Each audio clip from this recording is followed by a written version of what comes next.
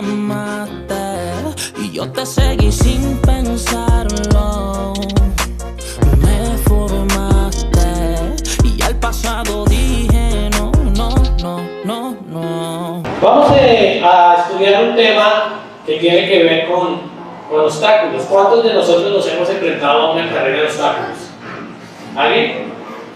Yo me acuerdo que cuando estaba en Novanza, de mi ministerio Novanza, que no crecí de niño en Novanza, sino ya de viejo, dirigiendo y enseñando y haciendo diferentes actividades. Yo me acuerdo que había una carrera de obstáculos, ¿cierto? A veces inventaba uno que el niño tenía que pasar por debajo, otros por encima y todo eso, ¿no? Y era un reto para muchos, para otros era tan relajado esto, eso yo lo hago así, ¿cierto? Pero ¿ustedes le ha tocado enfrentarse con obstáculos que dicen, aquí me quedé y no pude pasar? ¿O me ha costado y estoy luchando para poder pasar esos obstáculos? Hay muchos obstáculos en nuestra vida.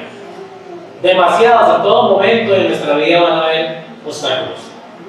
Lo importante es saber cómo puedo yo llegar a ese obstáculo y lo ideal es que pasarlo, atravesarlo. Eso es como esa carrera de vallas, es que le llaman la de, ¿cierto? De vallas es que corre ese atleta y le da, pero he visto unos que no saltó lo suficiente y se cayó. ¿Y qué hizo? Se para y hágale, ¿sí? Él no se que vaya como víctima diciendo, ay, ahora quién viene el mejor. Bueno, si fue una cuestión de accidente duro y que no supo caer, pues listo, ya es. Pero los demás usted ve que eso se paran y así lleguen de últimas, llegan, pero llegan. ¿Por qué? Porque en su pensamiento está de que si hay un obstáculo hay que vencerlo y no dejar ser, así sea el último que llegue. En nuestra vida cotidiana tenemos obstáculos. En nuestra vida cotidiana nos tenemos que enfrentar y nos tendríamos que enfrentar a muchas situaciones. Pero yo quiero hablarles de los obstáculos que probablemente podemos observar y ver que hay dentro de la iglesia. Pues como la iglesia está comprendida por ¿quiénes? Por creyentes, por no creyentes quizás, ¿cierto? Hablando del lugar de reunión, ¿no? Porque como hablando de la iglesia espiritual, pues sabemos que hay solo creyentes. Pero de pronto hay personas aquí en la iglesia que aún no han creído, pero son simpatizantes, vienen, escuchan, les gusta, pero no han creído. Pues son personas, son amigos o personas que simpatizan con nosotros. Pero también hay creyentes. Y cada uno de nosotros tenemos nuestro carácter, cada uno de nosotros tenemos nuestras situaciones diarias. Y eso llega aquí a la iglesia. Y como seres humanos, pues como somos, tenemos un espíritu, en el cual ese espíritu, o esa alma, perdón, se manifiesta en emociones, en sentimientos. Entonces todo eso entra y llega aquí al entorno de nuestra iglesia. Probablemente en nuestra iglesia haya obstáculos dentro de ella misma, ¿sí? Y yo quiero que hoy podamos hablar de quizás 3 obstáculos que impiden el crecimiento y el avance de la obra. O sea, puede que una iglesia pueda estar estancada, una iglesia, hablando del grupo de hermanos que se reúnen en el lugar, puede que haya impedimentos o cosas para que avance, para que crezca, para que se extienda, para que haya situaciones mayores de crecimiento y de todas las áreas de nuestra vida.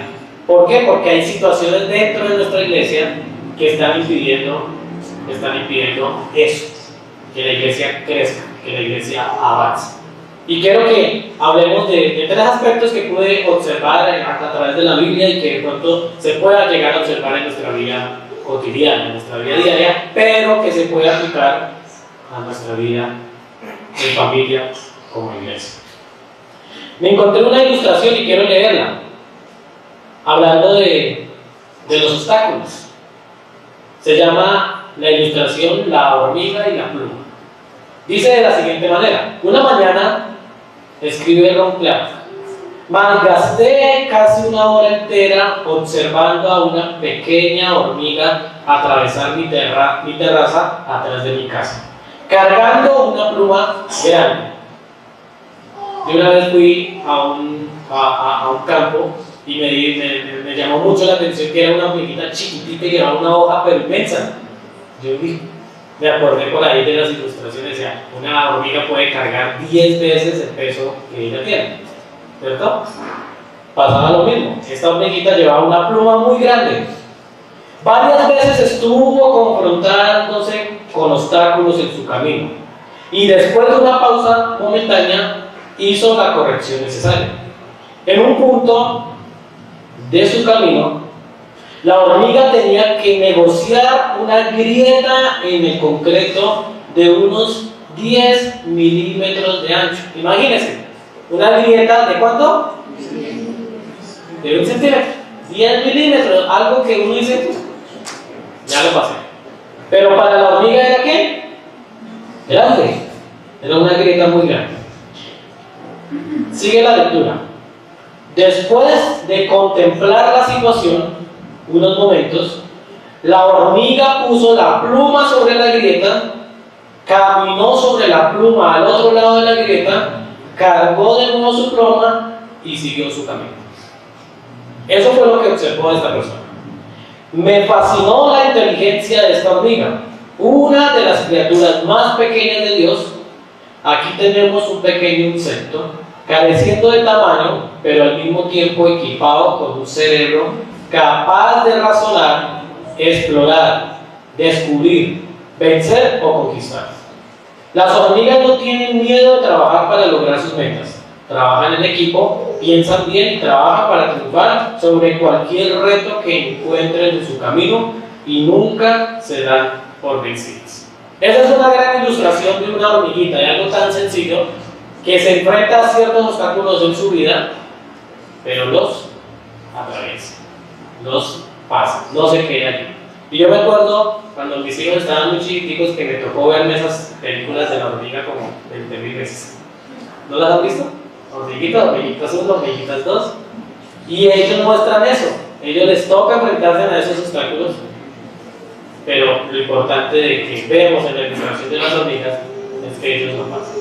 Ahora, si una hormiguita así de chiquita se enfrenta contra un obstáculo y lo vence y lo pasa y no le hace demora, ¿qué pasa con nosotros? Que somos 20.000 veces más grandes que una hormiga, pero que tenemos razón, razonamos, pensamos. ¿Por qué entonces a veces los obstáculos nos detienen? ¿Por qué los obstáculos nos dejan ahí y no podemos avanzar? Bueno, quiero hablarles de algunos obstáculos entonces que debemos enfrentarnos como iglesia. Puede que este obstáculo que voy a empezar a hablar, el primero de ellos, sea algo de mi vida personal, de mi vida cotidiana, pero en el entorno de la iglesia, este obstáculo impide el crecimiento y el avance de la obra. ¿Cuál creen que puede ser ese primer obstáculo? Bueno, veámoslo ahí en la pantalla. El primer obstáculo que quiero que hablemos hoy, que impide el crecimiento y el avance de la obra, es la falta de perdón. La falta de perdón. Imagínese usted que alguien o algo me haya sucedido en mi vida, que haya que yo diga, no, yo a esa persona no la paso. No, yo con esa persona no. No, yo esa persona me hizo esto y he visto casos donde muchas veces las personas que se han molestado en algún proceso de la iglesia, bien sea porque estaban en un grupo de crecimiento individual como mujeres, varones, niños, jóvenes, y pasó algo allí en una conversación o algo y se molestó. Pero he visto situaciones donde uno se sienta allá y el otro se sienta allá, pero estamos en el mismo entorno. ¿Ahí qué pasa? Pues hay falta de perdón. Y esa falta de perdón, aunque no sea notable para muchos, aunque lo vean como si nada, pues eso está haciendo pues que impida el crecimiento de la obra del Señor. En medida pequeña o grande, pero está haciendo un efecto en nuestro entorno. Porque es ilógico que estemos sentados en un mismo entorno y no nos podamos de pronto ver, ni saludar, ni hablar, ni decir algo. ¿Cierto? Pero eso puede pasar, o puede estar sucediendo. Pero eso hace que la iglesia no crezca, que la iglesia no avance, que la iglesia se estanque. ¿Por qué? Porque eso trasciende más acá de las cuatro paredes de este lugar. Y probablemente alguien más se entera y dice, pero mire, eso no van, pero allá no van a la iglesia, pero eso cada uno en su esquina. ¿Y qué hace eso? La murmuración. ¿Y qué hace eso? Pues generar mal ambiente, mala situación. Entonces la falta de perdón es uno de esos impedimentos o esos obstáculos que hacen que la iglesia no crezca. Pero quiero detallar algunas características de la falta de perdón. Resulta que la falta de perdón, cuando me puse a investigar en la Biblia, la falta de perdón trae la disciplina de Dios. Imagínense eso. Cuando yo en mi corazón digo, yo no le perdono, lo que yo estoy acarreando para mi vida es disciplina de parte de Dios. Miren lo que dice Mateo 18:35. Así también mi Padre Celestial hará con vosotros si no perdonáis de todo corazón cada uno a su hermano sus ofensas. Y la mayoría conoce el contexto. Los dos deudores, uno que le debía un montón a uno, le rogó que por favor no le perdonara la deuda. Él le dijo, listo, como me perdonaste, como me pediste perdón, te perdono la deuda. Se fue contento porque ya no tenía que pagar esa millonada. Se encontró otro que le debía a él y lo cogió por el cuello y le dijo, págueme porque si no usted... Él dijo, no, perdónenme que no tengo. No, yo no lo perdono, mándelo para la cárcel. Lo mandó para la cárcel. El que había perdonado se enteró de lo que había hecho este. Le dijo, oiga, pero si yo te perdoné toda mi deuda, ¿cómo tú no eres capaz de perdonarle al otro? Y lo cogió y lo metió a la cárcel y le dijo, hasta allá está, que me pague toda la deuda. Y termina el texto diciendo, así también mi Padre Celestial hará con vosotros si no perdonáis de todo corazón cada uno a su hermano su ofensa. Imagínense la situación en la que usted puede estar viviendo por no perdonar la ofensa de alguien. A alguien que usted sintió que lo ofendió y que usted dice, no, estuvo muy mal, pero usted es el que pues, lleva la peor parte, porque puede que la persona que le haya ofendido en algo esté tranquila, pero usted dice, no, ya no lo perdono. ¿Qué pasa en su vida? Trae la disciplina de Dios. Y a veces nosotros nos confrontamos con situaciones en nuestra vida y decimos, pero ¿por qué Dios? ¿Cierto? Pero no investigamos qué es lo que estoy haciendo yo en mi vida personal que me trae eso. La segunda cosa que pasa por la falta de perdón es que trae división. Cuando yo no perdono, pues lo que causa en mi vida es división. Miren lo que dice Génesis 27:41. Y aborreció Esaú a Jacob por la bendición con que su padre le había bendecido. Y dijo en su corazón, llegarán los días del luto de mi padre y yo mataré a mi hermano Jacob. ¿Conocemos la historia? ¿Quién? Jacob y Esaú. Esaú, todo relajado, le dijo a su hermano Jacob un día, déjame de comer que tengo mucha hambre. Jacob aprovechó la situación, le dijo, listo, yo te doy mi guiso que es un manjar aquí, el mejor del mundo, pero tú me das tu primogenitura. Ah, sí, a mí no me importa eso de ser primero, déjame mejor que comer. Comió. Después Jacob aprovechó la situación y el papá lo bendijo con engaños, lo bendijo y le dio la bendición del primogénito. Cuando Esaú se enterró de la situación, pues lo único que hizo fue esto. Dijo, espere que mi papá muera y voy a cobrármelas todas. Este me las paga porque me las paga. ¿Qué causó esa falta de perdón de Esaú a Jacob? Que los dos tuviesen que alejarse. Se alejaron siendo hermanos, uno para un extremo y el otro para el otro extremo. No se podían ver. Pasaron muchos años y seguían en la misma tónica, hasta que Dios obró y trajo la restauración para ellos. Pero ¿qué pasó durante todo ese tiempo? Estaban alejados. Eran hermanos, del mismo padre, de la misma madre, de la misma sangre, pero no se podían ver. Trae división. Y recordemos que cuando no hay una falta de perdón, pues hay una disciplina de parte de Dios.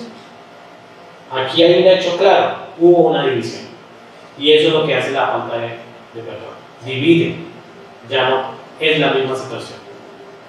Tercer aspecto de la falta de perdón: trae malos pensamientos. Miren lo que dicen estos textos. Ahí los textos van a aparecer ahí en la pantalla, bueno, en las citas. Yo les estoy leyendo los textos. Si usted está anotando, pues anote las citas y después las lee con más detenimiento, pero yo se las llevo acá. Y dice: y viendo sus hermanos que su padre lo amaba más que a todos sus hermanos, le aborrecían y no podían hablarle pacíficamente. Y sus hermanos le tenían envidia, mas su padre meditaba en esto. Cuando ellos lo vieron de lejos, antes que llegara cerca de ellos, conspiraron contra él para matarle. Ahora pues, venid y matémosle y echémosle en una cisterna y diremos: alguna mala bestia lo devoró, y veremos qué será de sus sueños.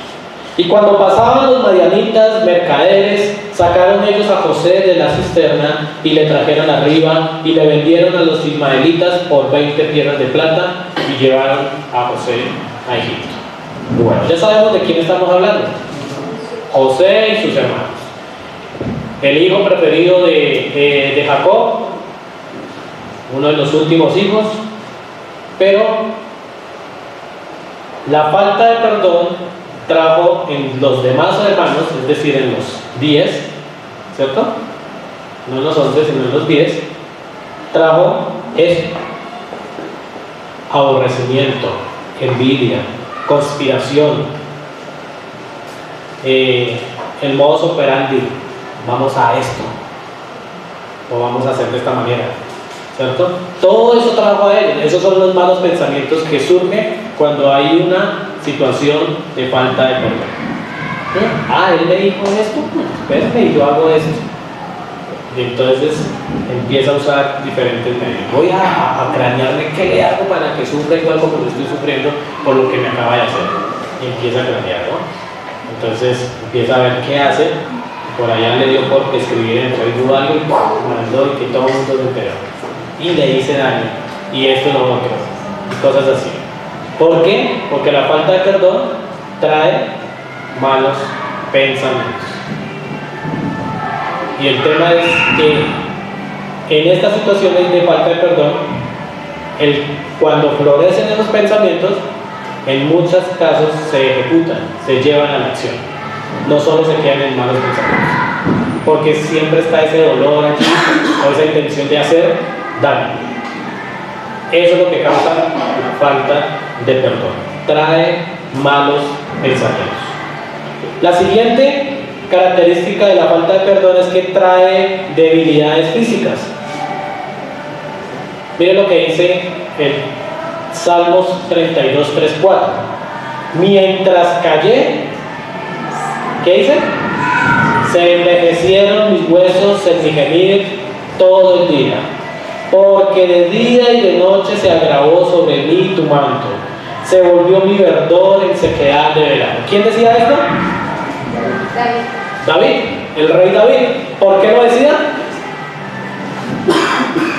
Porque había metido la pata y bien metida. ¿Sí? ¿Usted sabe cuál fue el pecado de David según este contexto? Usted me va a decir, yo ya sé la respuesta de usted. ¿La qué? Que se metió con Betsabé, ¿cierto? Pero resulta que no fue solo ese pecado. Ese fue el boom. Pero primero él tenía que ir a la guerra y no fue, ¿cierto?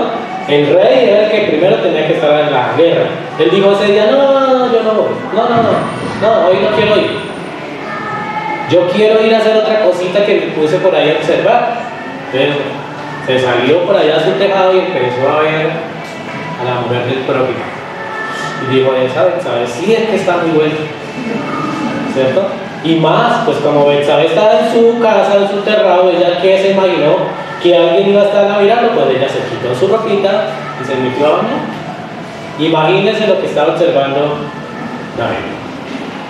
Después de eso dijo: yo como no voy a la guerra, entonces me voy a hacer de las mías. Mandó a uno de sus criados y le dijo: tráigame a esa mujer que está allá, que el rey la necesita. Y eso era ley. El rey fue, se la trajeron y él estuvo con él. Tuvieron relaciones sexuales y como buen personaje que quería cubrir, dijo: usted no me dice nada y usted váyase para su casita como si nada. Ahí hay otro pecado. Después de eso, pues claro, la mujer quedó embarazada. Ahora, ¿cómo cubría el asunto? Entonces, pues no se podía quedar con la mujer del otro porque el esposo de él estaba vivo, entonces tenía que hacer algo. Porque si la tomaba por encima de eso, para el rey era una cuestión muy... No me acuerdo cuál era la sentencia a veces que cogió la mujer cuando estaba vivo el esposo, ¿no? Entonces, él dijo: no señor, pues ahora mándeme al marido, se me olvidó el nombre de él, mándeme al marido a la guerra al frente. Es una orden, él es el general, el capitán, no sé, él tiene que estar allá. Lo mandó y le dijo a nosotros: cuando vean que se vengan a los filisteos, dijo, déjenlo que se vaya solo y ustedes retrocedan. ¿Y qué hizo? Lo mandó a matar. De una manera sutil, pero lo mandó a matar. ¿Cuántos pecados vamos?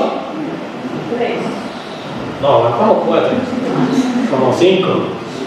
¿Sí? Pero muchas veces nos centramos solo en que David pecó con Betsabé, pero hubo más allí. Pero miren lo que dice el Salmo, ya David relatando su situación. Mientras callé se envejecieron mis huesos de mi gemir todo el día, porque de día y de noche se agravó sobre mí tu manto. Él sabía que él necesitaba el perdón de Dios, pero Dios no lo iba a buscar a decirle: hijito, te perdono.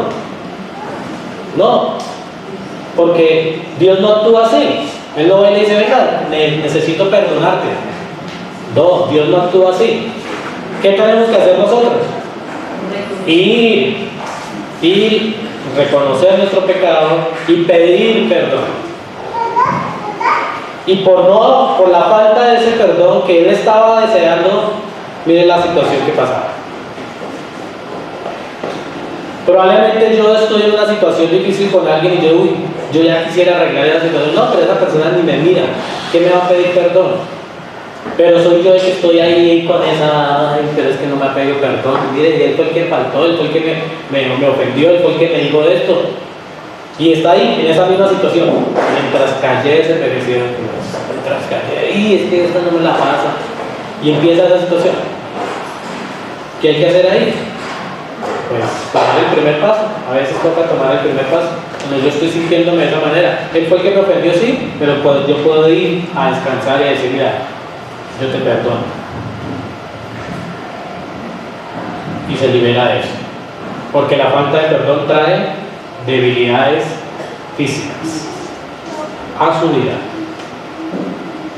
La última característica de la falta de perdón es que produce amargura, es decir, aflicción o disgusto. El Salmo 73, 21 dice: aquí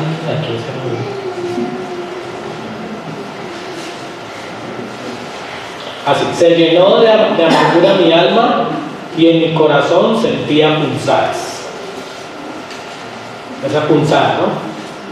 Se llenó de amargura mi alma y mi corazón sentía punzadas por la falta de perdón. La falta de perdón produce en nosotros amargura. Entonces esa persona que uno ve ahí con esa cara toda larga, que no le puede decir bonita porque dice: ¡ah, estoy fea! Es esa persona que lleva esa amargura ahí en su corazón constante. Probablemente es por falta de perdón, por falta de liberarse de eso. Dice Hebreos 12:15b, que brotando alguna raíz de amargura os estorbe y por ella muchos sean contaminados. Es decir, que yo esté amargo o tengo una amargura por algo, eso hace que otros sean estorbados por la situación, y es más, eso contamina a los demás. Eso se pega fácilmente, la amargura. Y eso lo dice la Biblia. Por eso que brotando alguna raíz de amargura os estorbe y contamine a los demás. Por eso la falta de perdón en nuestro entorno como iglesia hace que la iglesia no crezca, hace que la iglesia se estanque, no permite que crezca, que avance la obra del Señor aquí en la tierra, por falta de perdón. Bueno, esa es la primera. ¿Cómo nos va con eso? ¿Cómo podemos nosotros lidiar y salir adelante de esa situación. Yo estoy falto de perdón, yo no he perdonado a alguien, me falta sanar mi corazón en esto. ¿Qué debo hacer? Ese es ese obstáculo que usted tiene ahí. ¿Qué debe hacer? Coja la pluma que tenía la hormiguita y pasa. Y usted sabe que cuando ya pasó, eso quedó en el olvido, eso quedó en el pasado. Y le sane su corazón. Porque probablemente la otra persona que le cometió el daño está tranquila, está contenta, está feliz, está prosperando, está bien. Pero usted es el que está lleno de todas estas situaciones. Y al estar usted lleno de todas estas situaciones, afecta el entorno en el que nos rodeamos. Sea su familia o sea la iglesia como tal. Entonces, saltemos este obstáculo. Perdonemos. Liberémonos de esa carga. Y va a ver usted que va a estar tranquilo y dichoso, feliz y creciendo. Y eso hace que nosotros todos juntos crecemos. Porque esa falta de perdón de alguno de ustedes o de mi vida, pues no hace o impide que la iglesia crezca, se fortalezca. Segunda situación que hace que la iglesia no crezca o que no avance, y es la falta de oración.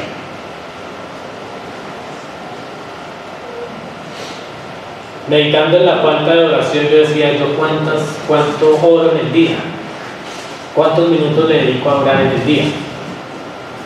Y haciendo mis cálculos, no teniendo la oración como más amplia, ¿cierto? Porque a veces uno dice, la oración es la única que yo hago en la mañana cuando me siento, me quedo callado y que nadie me interrumpa y oro un momentico, ¿sí? Uno cree que esa es la única oración, pero usted puede estar haciendo una actividad, puede ir caminando, puede ir manejando y estar hablando con Dios, ¿cierto? Porque esa hace parte también de la oración, porque la oración es continua, ¿cierto? Yo haciendo mis cálculos decía, ay, Señor, pero es que yo creo que ni siquiera media hora saco diario para orar. Entonces hay aquí una situación de debilidad, la falta de oración. Y esa falta de oración hace que la iglesia se estanque, se pare, no crezca, no avance, por la falta de oración. Y conté unos textos para hablar un poquito de qué pasa o qué sucede cuando hay falta de oración como iglesia. Lo primero es que impide tener comunión. Cuando no oro yo, cuando yo no me comunico con Dios, pues ¿cómo me voy a comunicar con los hermanos? Si yo no tengo una buena relación con Dios, pues menos voy a tener una buena relación con los hermanos. A veces aparentamos tener una buena relación con los hermanos, pero a veces no lo es vacío. Miren lo que dice la palabra en Santiago 5:16. Confesaos vuestras ofensas unos a otros y orad unos por otros para que seáis sanados. La oración eficaz del justo puede mucho. El confesados y el orar unos por otros ayuda a tener comunión, pero si yo no la hago, pues cero comunión tengo. El hecho de que yo no haga oración constante, pues evita que yo tenga comunión con ustedes. De pronto no somos el tipo de iglesia que citamos a un culto de oración, a una reunión de oración, ¿cierto? Somos de pronto un poco más abiertos en ese tema. Pero uno quiere quiere llegar a tener esa tranquilidad de que uno como persona, como creyente, como miembro de una iglesia, en comunión, a solas y en privado, pues seamos constantes en eso. Pero muchas veces no. Es muy poco lo que oramos. Es muy poco lo que oramos. ¿Estamos de acuerdo? Es muy poco lo que oramos. Impide el tener comunión la falta de oración. Pero también la falta de oración interrumpe la comunión con Dios. Segunda de Crónicas 7:14. Si se humillare mi pueblo, sobre el cual mi nombre es invocado, y oraren, y buscaren mi rostro, y se convirtieren de sus malos caminos, entonces yo oiré desde los cielos, y perdonaré sus pecados, y sanaré su tierra. Aquí está hablando algo muy claro. Hay algo que sucede aquí si hacemos, ¿cierto? Pero si lo tomamos a la parte negativa, ¿qué pasa? pues no hay nada de esos resultados que dice ahí. Porque si yo no oro, si yo no busco a Dios, y si yo no me convierto en mis malos caminos, pues ¿qué pasa? Pues está todo lo contrario a lo que está ahí. Ni la tierra va a ser sanada, ni los pecados van a ser perdonados. ¿Cierto? Entonces, eso hace que nuestra comunión con Dios pues se interrumpa. Porque cuando dice ahí que si yo me humillo ante Dios y le invoco, le oro, le busco, cambio mis pensamientos, entonces ¿qué hace el Señor? Oirá. Pero si yo no oro, pues el Señor nunca ¿qué? Vamos a escuchar. Entonces pues no voy a tener comunión con Dios. Entonces mi comunión con Dios es un nivel muy bajito. Tenemos una barra del 100 y ¿en cuánto está esa barra? ¿En cuánto está esa oración de ese nivel? ¿En 2 barras, 3 barras, media barra? ¿O está fría, está en rojo? Porque muchas veces no oramos. Y a veces nuestra oración constante y diaria no es la mejor, porque nos falta eso. Pero eso que hace que yo no esté en comunión con Dios orando, pues eso hace que la iglesia no crezca, no avance. Siguiente, la falta de oración nos expone a caer en tentación. Miren lo que le sucedió a los discípulos allí con Jesús. Jesús les dijo: velad y orad para que no entréis en tentación. El espíritu a la verdad está dispuesto, pero la carne es débil.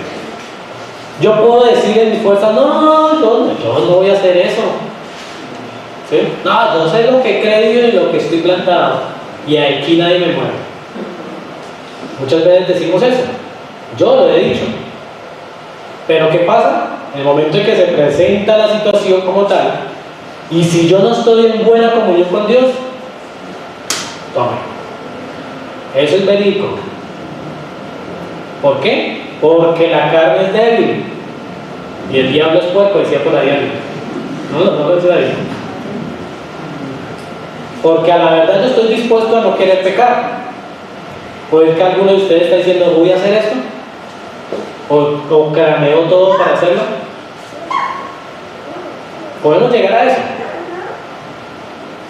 Pero el que yo me enfoque en velar y orar, y el tema velar no implica solo el de la noche, el de madrugada, el de no dormir, sino es el de vigilar, el de estar pendiente, el de estar todo el momento despierto. Si yo velo y oro, pues no voy a entrar en tentación y no voy a caer, porque la carne es débil. Entonces, pero si yo no oro, pues me expongo a la tentación, y esa falta de oración evita o interfiere en el crecimiento de la obra. Y lo siguiente es que la falta de oración impide dar a conocer el Evangelio. ¿Se sabía eso? Interesante, encontré este versículo, decía: impide conocer el Evangelio.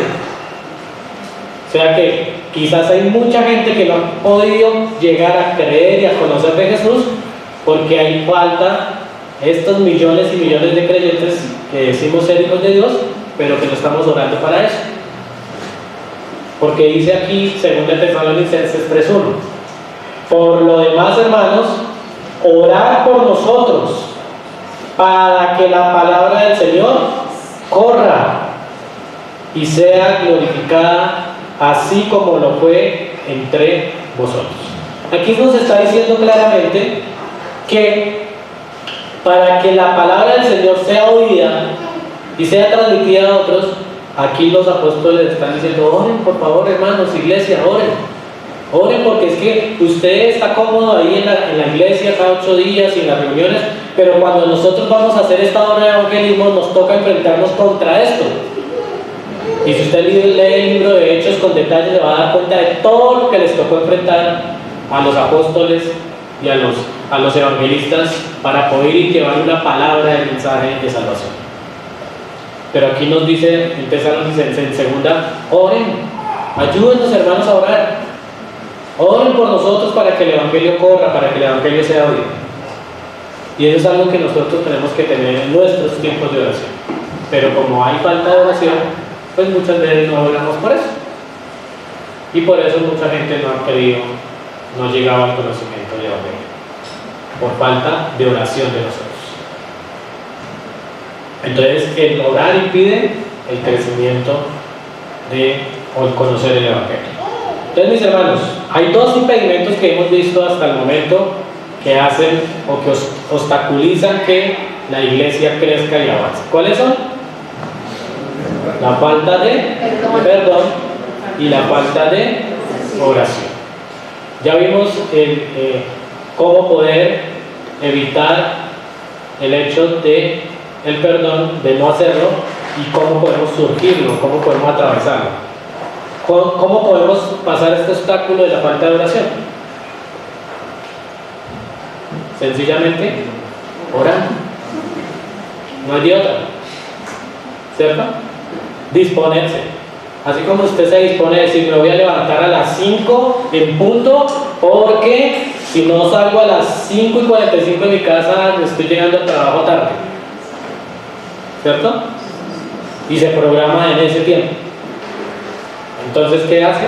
Pues programa bien su tiempo.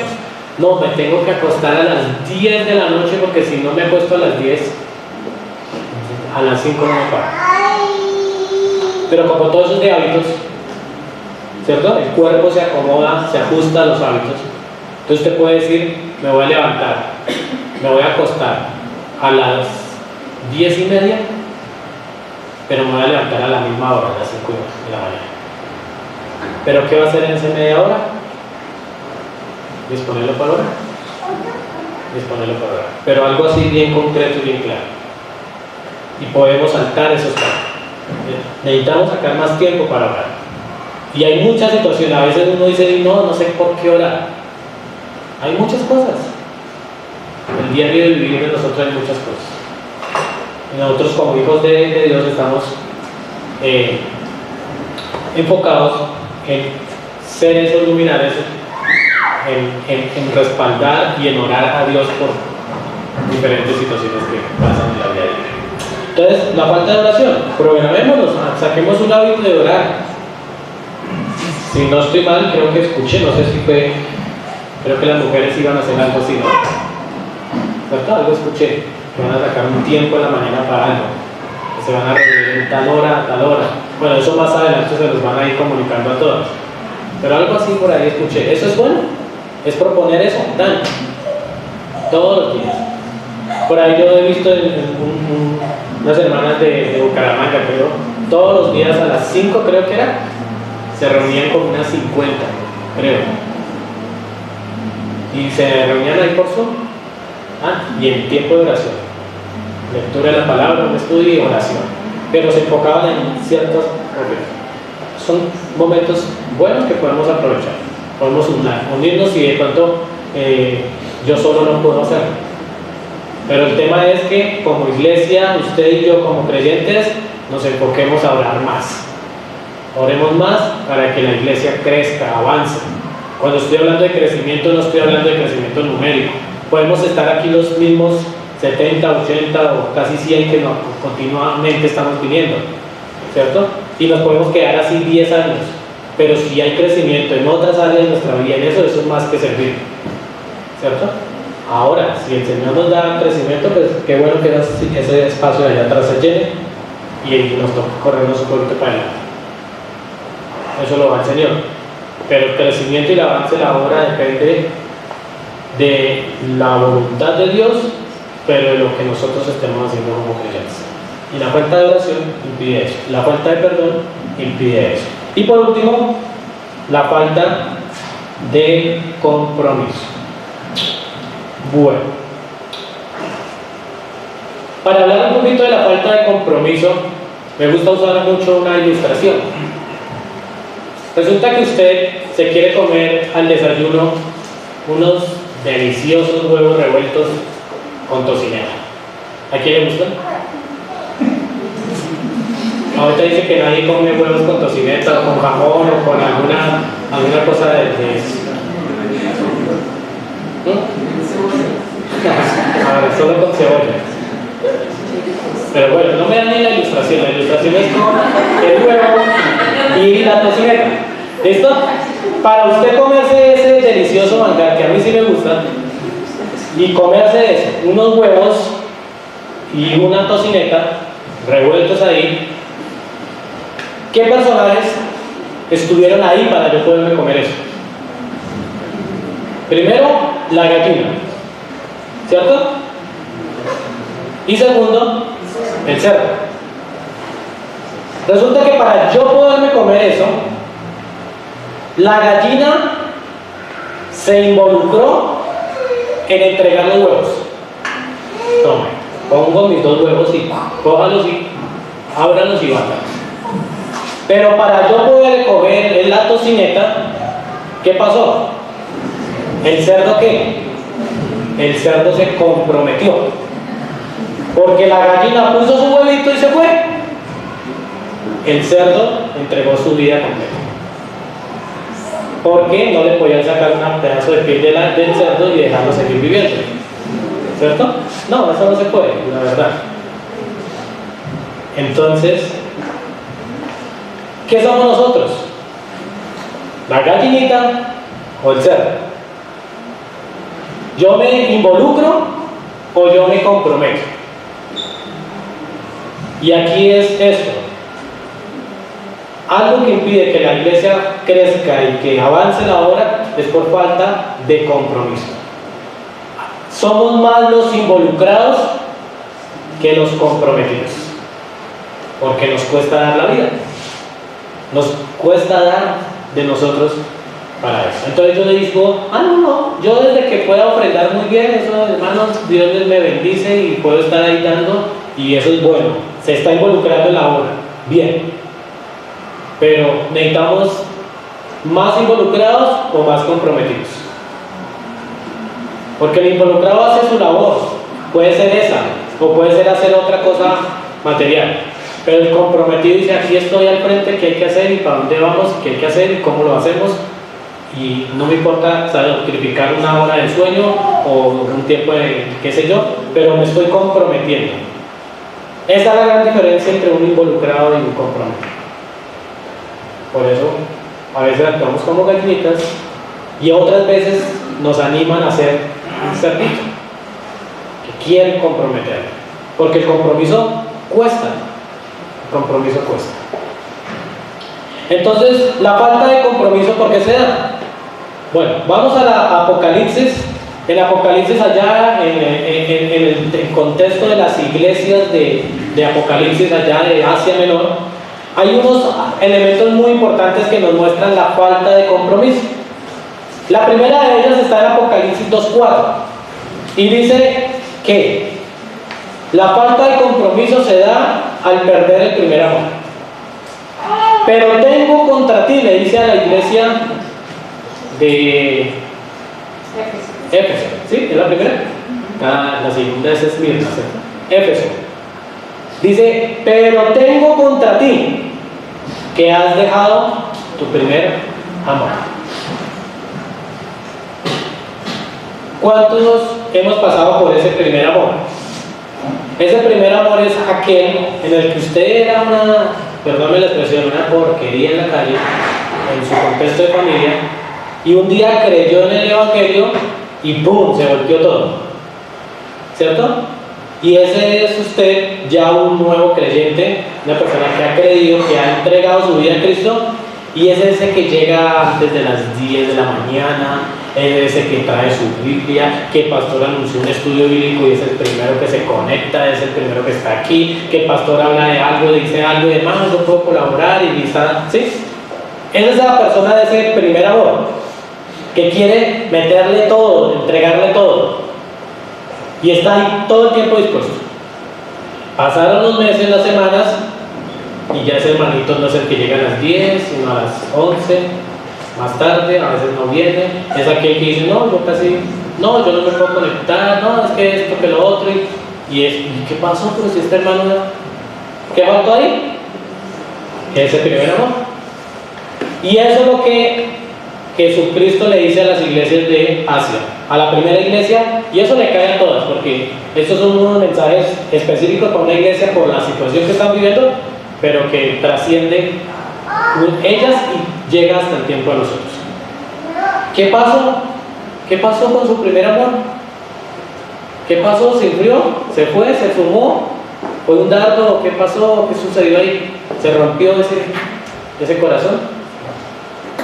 La falta de ese primer amor o el perder ese primer amor pues hace que la iglesia no crezca, porque eso hace falta de compromiso. La falta de compromiso al perder ese primer amor. Debemos evaluarnos eso,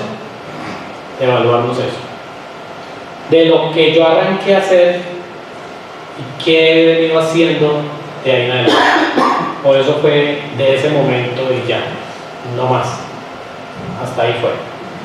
Yo creo que muchos de nosotros hemos pasado por esas situaciones, pero lo importante es no dejar perder ese primer amor, sino decir, arranquemos. Yo me acuerdo que yo arranqué a la edad de los 16, 17 años. ¿Se me nota? Y yo arranqué sirviendo. Me acuerdo un día, dije, yo quiero tocar la batería, y el muchacho que era el baterista, como lo del banco, ¿no? El muchacho me dijo, venga, toque ese tambor grande, y ahí hágale mientras coge el ritmo, para que se vaya soltando. Y desde ese día que decidí querer servir al Señor, hasta el día de hoy no me he bajado de esa situación. Y haga usted las cuentas de años. Que han habido momentos de situaciones en mi vida que me han desanimado, que no he querido hacer nada, que no he querido eso. Sí, claro, porque puede pasar. Pero la verdad, de estar involucrado en la iglesia, en servir en diferentes áreas de la vida, creo que lo dejé hace 6 meses en toda mi vida. El resto siempre estaba ahí. Con dificultades, con situaciones complejas y difíciles, sí. Pero el Señor en su misericordia permitía que uno surgiera y siguiera adelante. Y no dejara perder ese primer amor. ¿Sí? No fui como algunos de ustedes que fue el primer amor de sopetón, ¿no? Yo estoy en la iglesia desde bebecito. ¿Sí? Gracias a algunos misioneros tengo el nombre que tengo, si no me hubieran puesto otro. Y no les digo cuál para que no se burlen. Después me lo escriben en secreto. Pero siempre he estado en la iglesia involucrado y en mucho tiempo comprometido. Pero muchas veces perdemos ese primer amor. No lo hacemos con la misma gana, con la misma intensidad. Y eso hace que obviamente la iglesia no crezca. Siguiente, la falta de compromiso al no estudiar las escrituras. Miren lo que le dice a la iglesia siguiente. No tengo ahí pero creo que era la iglesia de 2.14. Pérgamo. ¿La de Pérgamo? Listo, miren lo que le dice a la iglesia de Pérgamo. Pero tengo unas pocas cosas contra ti. Son poquitas, como que Pérgamo sí andaba en algunas cosas.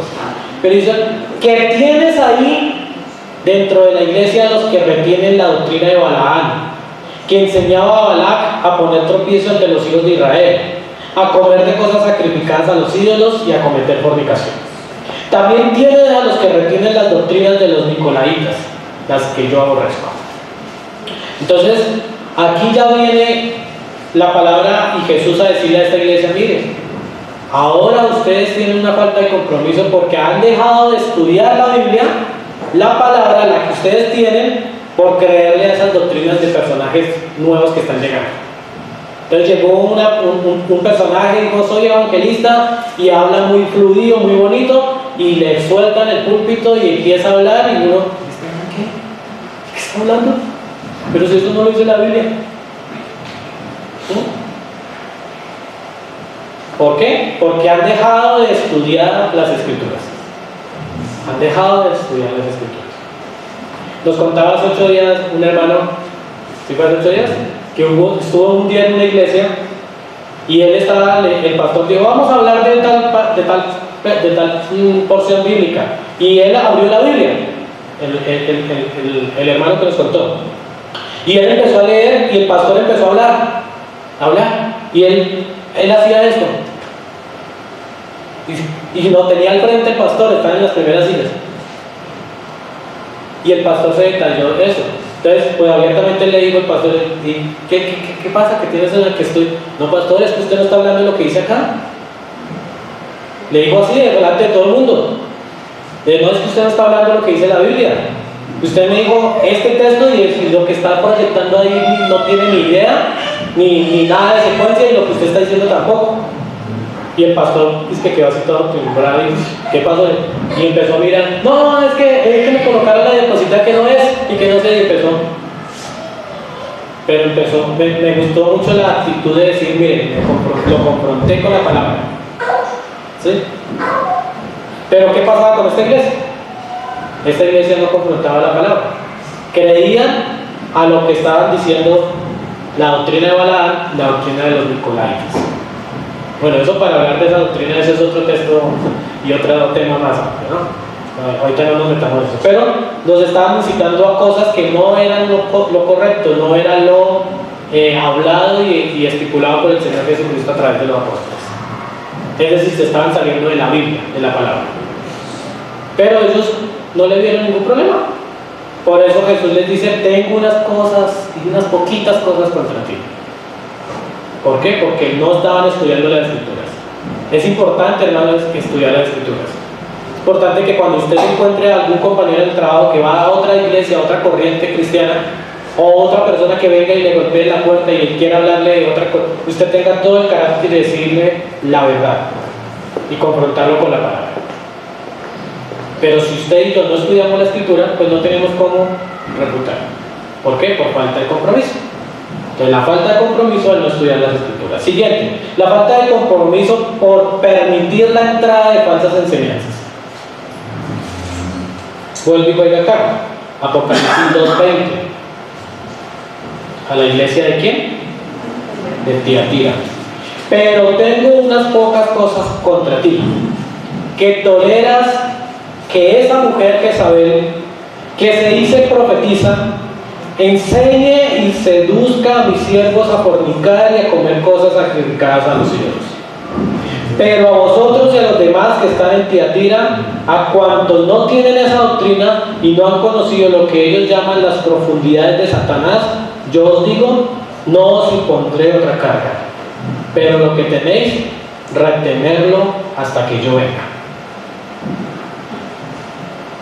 La falta de compromiso hace que yo deje que otras enseñanzas entren a la iglesia, que yo permita que las enseñanzas entren. Bien sea el pastor o bien sea usted como persona que diga, no, pero a mí me pareció como bonito, interesante esa nueva filosofía, ese nuevo pensamiento, y lo dejó entrar y lo hizo su propia vida. Pero miren lo que pasó.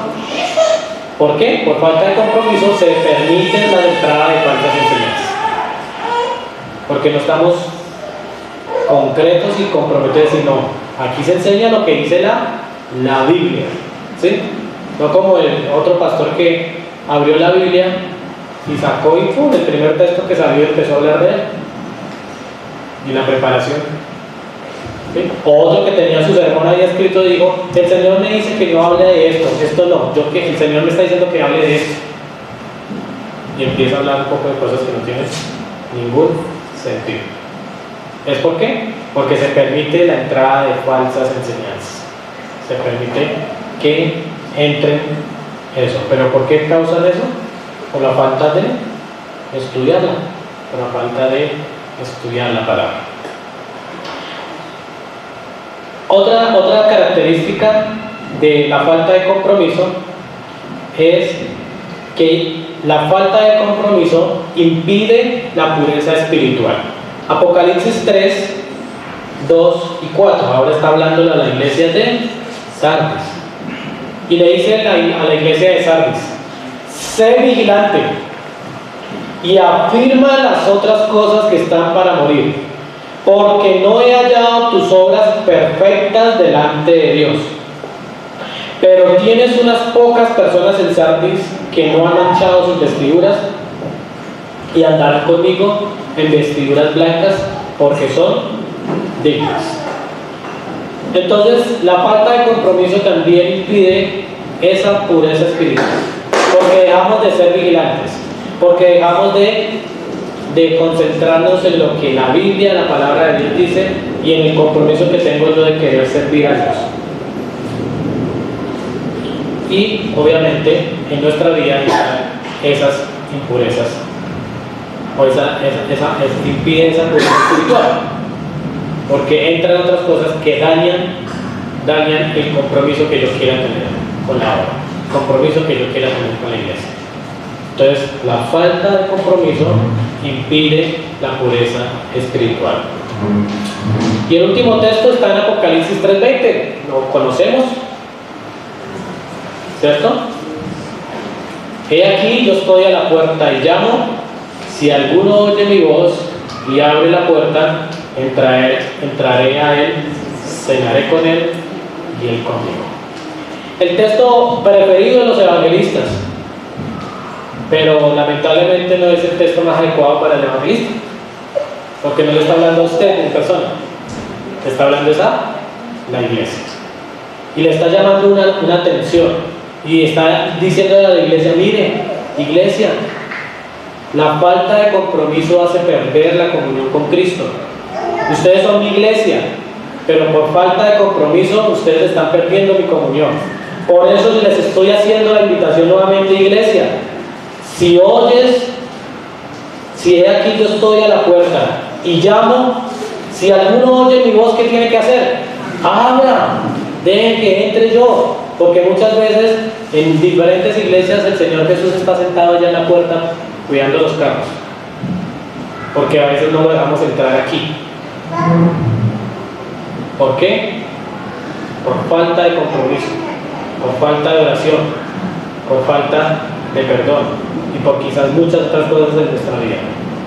Pero Él está ahí diciendo: ábrame, déjenme entrar, porque hemos perdido la comunión con Dios. ¿Por qué? Por falta de compromiso. Entonces ese texto es para nosotros como iglesia. El Señor está diciendo: déjenme entrar a mí, yo soy su Señor, yo fui el que compré en la iglesia, déjenme a mí estar al frente de la iglesia. Pero por la falta de compromiso, pues lo estamos sacando, lo llevamos a un lado, hacemos perder la comunión con Cristo. Entonces, mis hermanos, tres obstáculos que impiden el crecimiento y el avance de la obra. Primero, la falta de perdón. Segundo, la falta de oración. Y tercero, la falta de compromiso. Que esas tres cosas nos confronten el día de hoy, para que yo diga: bueno, Señor, sí, me falta perdonar, sí, Señor, me falta orar, y Señor, yo no quiero ser gallina, yo quiero ser cerdo, me voy a comprometer más. Y va a ver que, como dice ahí la conclusión al final, al ser parte y miembros de la familia en Cristo, es decir, la iglesia, debemos quitar de nuestra vida los obstáculos de la falta de perdón, la falta de oración, la falta de compromiso, y así nuestra iglesia avanza en sus propósitos. ¿Quiere usted que esta iglesia avance? ¿Quiere que esta iglesia, este grupo que nos reunimos aquí, crezca, avance, haga obra de evangelismo, haga obra social, y que muchas más personas crean, conozcan, que nosotros podamos seguir creciendo? Pues tenemos que perdonar, tenemos que orar, tenemos que comprometernos.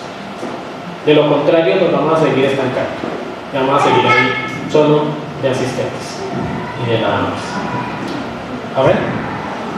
Oremos al Señor, y quiero dejarles 2 Timoteo 4:1 al 8 para que usted lo lea con detenimiento. 2 Timoteo 4:1 al 8. Que el Señor nos anime a poder aplicar estos principios en nuestra vida. Son 3 nomás por hoy, y verá que van a haber cambios en nuestra vida personal, pero también como iglesia.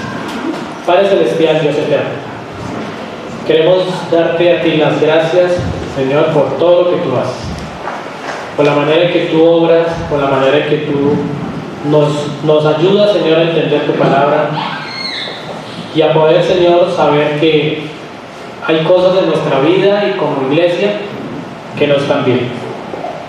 que necesitamos, Señor, enfocarnos, Señor, en que estos obstáculos sean pasados y no impidan que tu obra, que tu iglesia crezca. Queremos honrarte a ti con nuestra propia vida.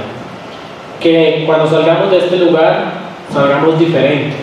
Que cuando volvamos con cosas corregidas en nuestras vidas, porque entendemos y sabemos que hacemos parte de una iglesia. Y que como iglesia queremos, Señor, ser esa voz aquí en la tierra de lo que tú has encargado a tu iglesia, a nosotros. Y te ruego que nos ayudes en nuestra vida diaria, en todo momento. Muchísimas gracias, Señor, por todo. En Cristo Jesús. Amén. Tú llamaste y yo te seguí sin pensarlo. Me formaste y al pasado dije no, no, no, no, no.